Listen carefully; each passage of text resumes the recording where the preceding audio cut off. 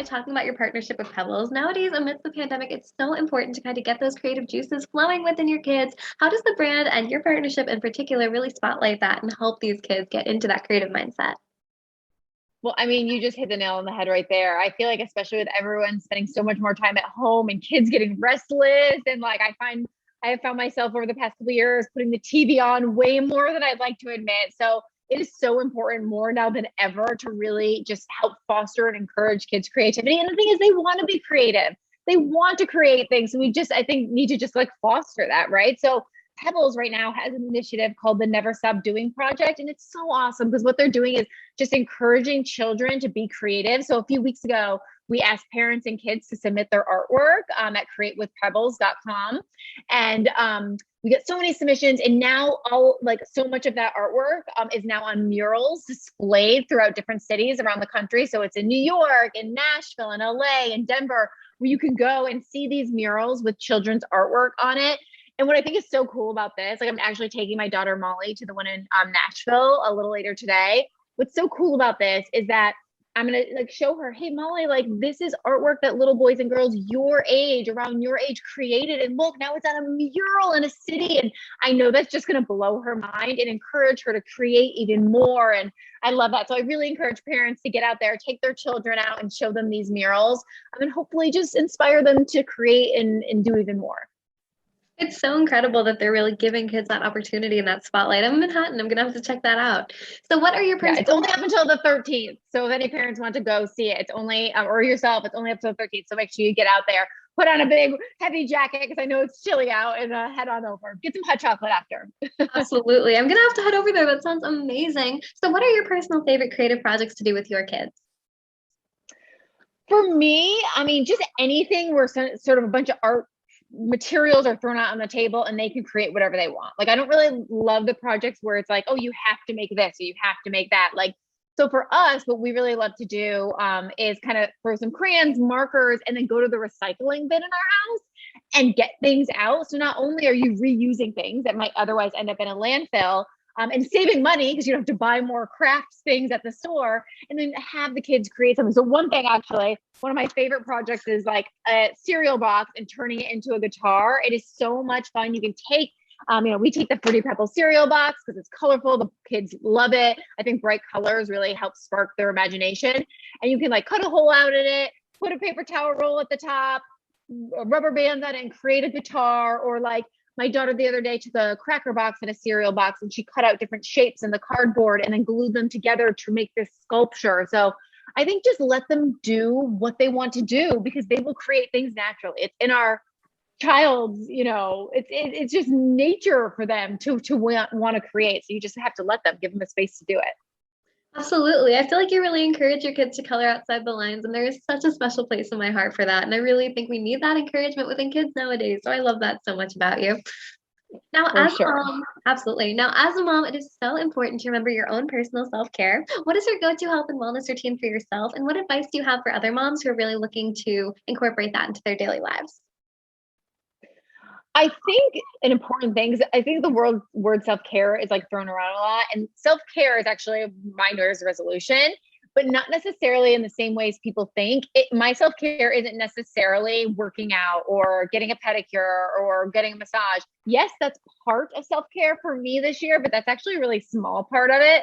Like, I think an important thing for people to do when talking about self-care is really try to identify what self-care means to you. Like, what does that actually mean to you? And to me, like have found with working from home and that my time with my family, like you think that, oh, you get more time with family working from home. But I actually feel like by working from home, and this is probably true for a lot of people with the pandemic, the boundary of work and home has been blurred because you're home all the time, right? So for me, it's really important to me for self-care to make sure that I'm getting the time with my family that leaves me feel fulfilled at the end of the day. So it's not necessarily getting time away from the kids and the hecticness of life, but it's instead cutting out all the noise and simplifying life where I get to enjoy the simple moments with my family and feel like when I go to bed at the end of the day, like I'm proud of like the mom that I was today or the time that I had with them. Like that's really what I'm prioritizing this year because I don't feel like I prioritized that as much last year. So that's what self-care means to me.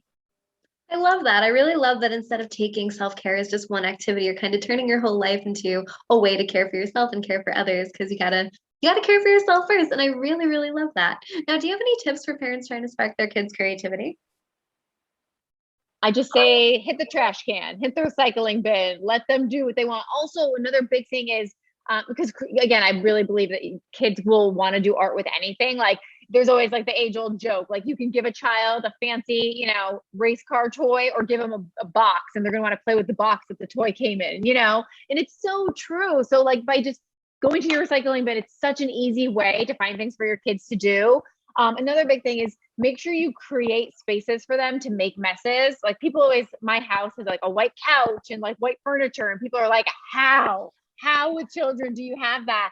And I was like, because we just have designated spaces for mess. Like the table I'm sitting at right now talking to you is actually my children's play table. So like the mess goes here. It's on top of a rug that's washable that we can throw in the wash. So they know they can create a mess here. Because I think along with creativity, mess and creativity go hand in hand. So you have to allow them to be messy in order to be creative. Definitely. Now, a few minutes before you mentioned New Year's resolutions, do you have any others for 2022 besides self-care? No, honestly, for me, but my self care, I think self care centered around uh, feeling like I have spent the time with my family that makes me feel good. And I think last year I didn't have enough time, the special moments of time away from my phone, away from computers, away from the distractions of the world to be with my family. So this year, like that is just my goal. Like will always be at the end of the day where I think back, okay, today, did I spend the amount of time with my family undistracted that I wanted? And if the answer is no, it's okay. And I just say tomorrow I'll do better, because it's not going to be that way every day. There's going to be days that are hectic that I don't spend that quality time, and that is okay. So giving myself grace in it, but also just really trying to make my family a priority this year That grace is so important, and I think a and ton every of and people are every year. Yeah. that grace is so important, and I think a ton of people are really going to need to hear that. Now, I want to talk about your current and your upcoming projects. So, what are you currently working on, and what can we look forward to seeing from you in the future? Yeah, I mean, I moved to Nashville to kind of get away from television. Like I worked in television for a while and I enjoyed it, but I was kind of like, okay, I just sort of did that and now I want to sort of focus on my own projects now. So I'm really, I have a hair accessory line that's out in Walgreens, Wisconsin. I'm actually wearing it right now, a little clip from it that I've been working on. And then I actually have a business with a product, a hydration kit that I'm going to be launching soon. So I'm super excited that I'm sort of starting my own business and my own venture, and I'm hoping that people love it. I'm sure people absolutely will. That's so exciting. Congratulations. Now, there's a Thank new season you. of The Bachelor out right now, which makes me think back to your season. What were the highs and lows of your experience on the show and the franchise?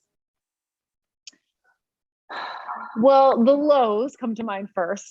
The lows is, and the funny thing is, the lows were difficult for me at the time, but knowing how social media has changed and how much harder it is on contestants now, I just feel for them so, so, so much.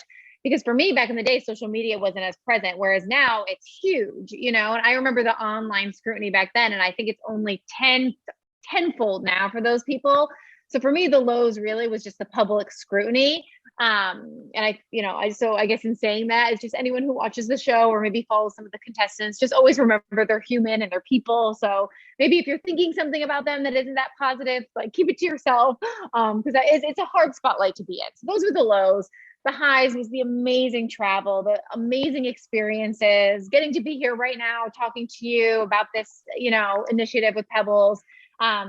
The fact that like I've had a career in television since then. There's just been so many cool opportunities. I mean, if I didn't do the show, I believe that I wouldn't be where I am now with my family, my beautiful children, my amazing husband. So I'm grateful for it all. I love that outlook so much. Now, do you have any advice for the girls on the current season?